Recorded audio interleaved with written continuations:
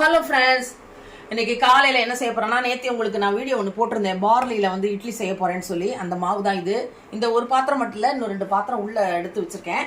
இப்போ அதை தான் நான் இட்லி இப்போதான் நான் வந்திருக்கேன் சமையல் ரூமுக்கு. இந்த இட்லி பாத்திரம் வச்சிருக்கேன், தண்ணி கொதிச்சிட்டு இருக்கு. அடுத்தது வந்து புளி சாம்பார் தான் வைக்க போறேன். இதுக்கு சாம்பாரும் தேங்காய் சட்னி தான். எதில் சாம்பார் வைக்க போறேன்னா, அந்த வெங்காயத்தாள் எனக்கு வாங்கிட்டு வந்தேன். அந்த வெங்காயத்தாள் அது வந்து அதை போட்டு சாம்பார் வைக்கலான்ட்டு எடுத்து வச்சிருக்கேன். அப்புறம் பச்சை மிளகாய், கருவேப்பிலை, தேவையானது எல்லாம் எடுத்து வச்சிருக்கேன். அடுத்தது இது வந்து பாதாமும் வேர்க்கடலையும் ஊற வச்சிருக்கேன், காலையில் சாப்பிட்றதுக்காக எடுத்து வச்சிருக்கேன். இப்போ இங்கே தண்ணி நல்லா சூடாக, எப்போவுமே இட்லி வந்து கொஞ்சம் தண்ணி நல்லா சூடான அப்புறம் ஊற்றுங்க. எல்லாருக்கும் தெரியும், புதுசாக வர்றவங்களுக்காக சொல்கிறேன், பார்க்குறவங்களுக்காக சொல்கிறேன். இப்போ வந்து மாவு நான் கலக்கி வச்சுருக்கேன். இதை வந்து ஊற்றி உங்கள்கிட்ட காமிக்கிறேன்.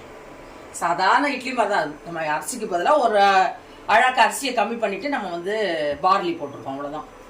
இது வந்து ஹெல்த்துக்கு ரொம்ப நல்லதுன்றாங்க, அதனால் சேர்த்துக்கலாம்ல. நம்ம சில பேருக்கு கஞ்சா குடிக்கிறது பிடிக்காது, வளவளன்னு இருக்கும் கொஞ்சம், அதனால் அது சில பேருக்கு பிடிக்காது.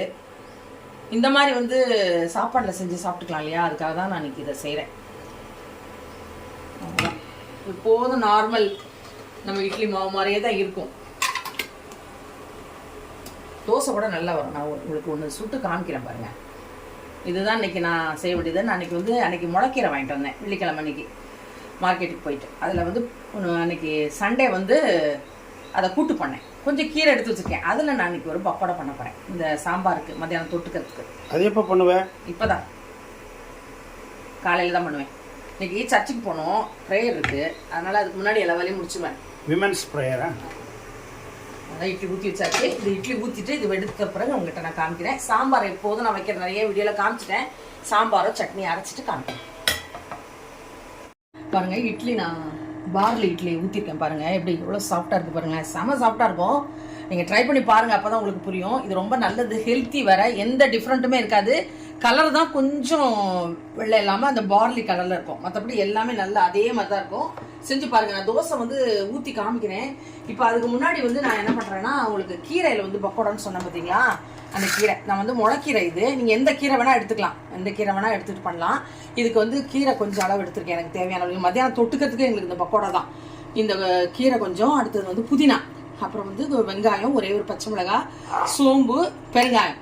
இப்போ வந்து நான் 4 ஸ்பூன் வந்து கடலை மாவு போட்டேன்னா நீங்கள் வந்து 2 ஸ்பூன் வந்து அரிசி மாவு போட்டுக்கணும். இப்போ 2, 3, 4 ஸ்பூன் வந்து கடலை மாவு போட்டிருக்கேன். நீங்கள் எந்த அளவு எடுத்துறீங்களோ அதுக்கு பாதியாக அரிசி மாவு போட்டுக்கணும்.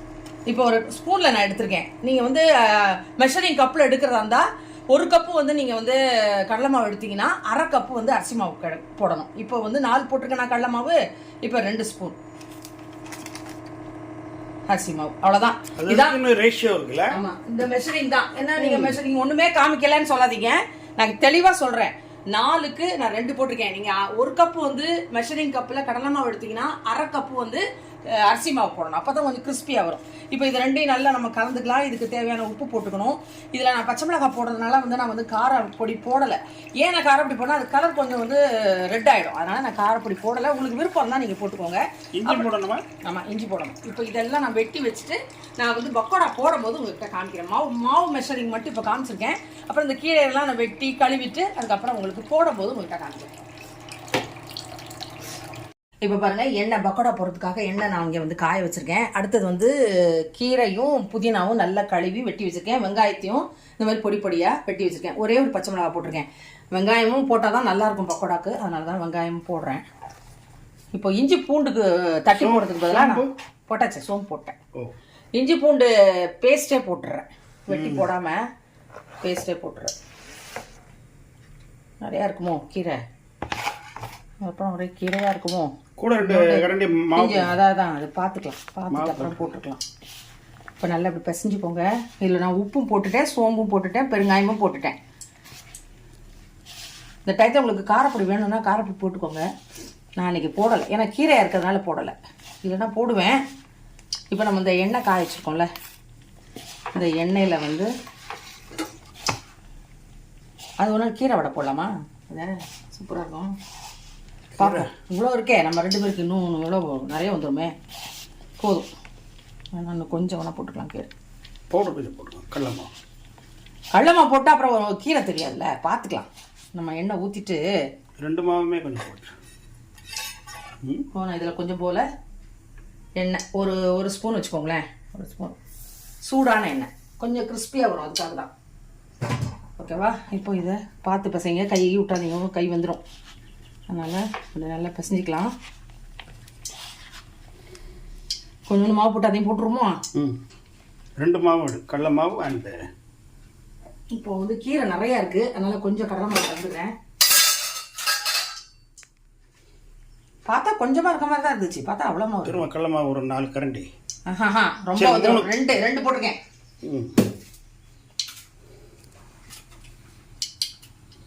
ரொம்பவும் அரிசி மாவு போட்டால் ரொம்ப கடுக்குன்னு இருக்கும், அதனால போதும். ஒரு கிறிஸ்பாக இருக்கும், கடுக்குன்னு இருக்கும். கிறிஸ்பாக இருக்கிறது ஒரு பக்கம் தான், கடுக்குன்னு இருக்கும்.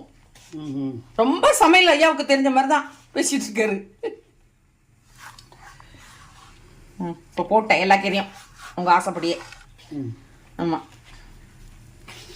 தட்டி போட்டா விட பிச்சு போட்டா. ஆமாம், தட்டி போடுங்களேன், இதை பார்க்கலாம். தட்டி போடுறீங்களா நீங்கள்? இல்லைப்பா, அது கீரைக்கு வச்சுக்க, வடைக்கு வச்சுக்கலாமான்னு சொன்னீங்க. மீதி கீரைய அது கொஞ்சம் போல தான் இருக்கும். தட்டி போட்டா அது வடை, கீரை வடை. பிச்சு போட்டா அது கீரை பகோடா. ஆமாம், வடைக்கு இதுலயே போடுவோம், இந்த மாவுலயே போடுவோம் வடைக்கு. சொல்லுங்களேன், இப்ப சொல்லுங்க. கடலை மாவுல தானே போடுவேன். கடலை மாவுலயே வடை போடுவோம். ஓஹோ, கடலை பருப்புல இல்ல.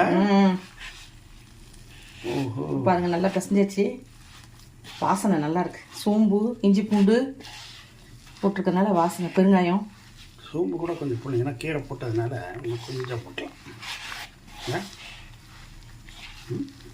இப்போ நம்ம போட போகிறோம் பக்கோடாவா. இப்போ பாருங்கள் நல்லா பிசைஞ்சிட்டேன். இப்போ பக்கோடாவை போடலாம். எண்ணெய் காய வச்சாச்சு. இப்படி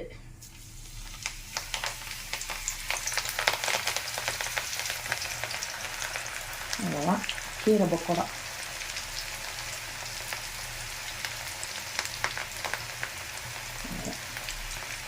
போட்டாச்சு. இது இப்போ உடனே போட்ட வேண்டாம், கொஞ்சம் நேரம் கழித்து அப்புறம் தூக்கி போடலாம். எடுத்துட்டு காமிக்கிறேன். பார்லி ரைஸ் இருக்குது பார்த்தீங்களா, பார்லி, அதில் வந்து நான் இட்லி பண்ணி காமிச்சேன். இப்போ நான் தோசை பண்ணி காமிக்கிறேன்னு சொன்னேன். இப்போ தோசை கல் காஞ்சிருச்சு. இப்போ நம்ம தோசை ஊற்றுக்கிறோம். தோசைக்கு நம்ம இன்னும் கொஞ்சம் தண்ணியாக நான் வச்சுருவேன். இது கட்டியாக அதே மாவில், ஏன்னா திரும்ப இட்லி ஊற்றணும் நைட்டுக்கு, அதுக்காக தான் அதே மாவில் தண்ணி கலக்காமல் பண்ணுறேன். தோசை நல்லா விரிச்சு விட வருங்க, பயம் இல்லாமல் சுடலாம், சூப்பராக இருக்கும். நல்ல முருவலாக நீங்கள் எண்ணெய் இன்னும் கொஞ்சம் மாவுக்குள்ள வந்து தண்ணி கலந்துக்கிட்டிங்கன்னா இன்னும் நல்லா இழுத்து விட வரும். நான் நைட்டு இட்லி ஊற்றுறதுனால நான் தண்ணி கலக்கலை. சில பேர் சொல்லுவாங்க, ஐயோ நீங்கள் நல்லா வரும்னு சொன்னீங்களே, என்னத்தான் வந்திருக்கு அப்படின்னு வாங்க கமெண்ட்டு. ஸோ அதுக்காக தான் இதெல்லாமே சொல்கிறேன். நல்லா அழகாக சூப்பராக வரும், நல்லா இழுத்து விட்டு நல்லா முருவலாக அழகாக சுடலாம், ஒரு டிஃப்ரெண்ட்டுமே இருக்காது. அடுத்தது நான் இன்னைக்கு செஞ்சுருக்கிறதெல்லாம் காமிக்கிறேன் பாருங்கள். இந்த தோசை சுட்டுட்ருக்கேன். நான் சட்னி, தேங்காய் சட்னி அரைச்சிட்டேன். மத்தியானத்துக்கும் சமையலும் பண்ணிட்டேன். அடுத்தது இட்லி. அடுத்தது நம்ம அந்த கீரை பக்கோடா பண்ண எப்படி இருக்குது பாருங்கள், முருவலாக. ஒரு சவுண்டு கொஞ்சம் சாப்பிட்டு பார்க்குறீங்களா? காமிங்க உங்களுக்கு. எவ்வளோ கிறிஸ்பியாக இருக்குது பாருங்கள், சூப்பராக இருக்கும். ட்ரை பண்ணி பாருங்கள். எப்போதும் கீரையில் கூட்டு, பொரியல், அப்புறம் கடையில் இப்படி தான் பண்ணுறோம். இது ஒரு டிஃப்ரெண்ட்டாக இருக்கும். இருக்கிற கொஞ்சம் போல் ஒரு கைப்பிடி கீரை இருந்தால் போதும், அழகாக பண்ணிடலாம். அடுத்தது பாருங்கள், வெங்காயத்தாளும் முள்ளங்கி, ஒரு சின்ன முள்ளங்கி இருந்தது, சரி அதையும் வெட்டி போட்டேன், இல்லைன்னா வேஸ்ட் ஆயிரும். அதுக்கு அதையும் போட்டு சாம்பார் வச்சாச்சு. இட்லிக்கு சாம்பார், சட்னி. அடுத்தது இந்த பக்கோடா. இதுதான் எங்களுடைய காலையிலோடையும் மத்தியானம் உள்ள லஞ்சு, டின்னரும், சாரி லஞ்சும் பிரேக்ஃபாஸ்ட்டும். அடுத்து தோசை சூட்ரு இந்த முருகலா இருக்கிறத காமிச்சிடுறேன் பாருங்க. அங்கே போட்டு அங்கே வீடியோ எடுக்க வந்தேன், கொஞ்சம் தெரியுது. இதுதான் இப்படிதான் இருக்கும் தோசை, சூப்பராக இருக்கும். ட்ரை பண்ணி பாருங்க. பார்லி சாப்பிடாதவங்க சாப்பிடுங்க, ரொம்ப நல்லது ஹெல்த்து. அதனால இதுதான் என்னோட இன்னைக்கு நான் காலையில் செஞ்ச இந்த 2 ரெசிபியும், கீரை பக்கோடாவும் பார்லியில் வச்ச இட்லி செஞ்சு பாருங்க. பார்த்துட்டு எப்படி இருக்குன்னு சொல்லுங்க. நெக்ஸ்ட் நம்ம இன்னொரு வீடியோவில் மீட் பண்ணலாம். பாய்.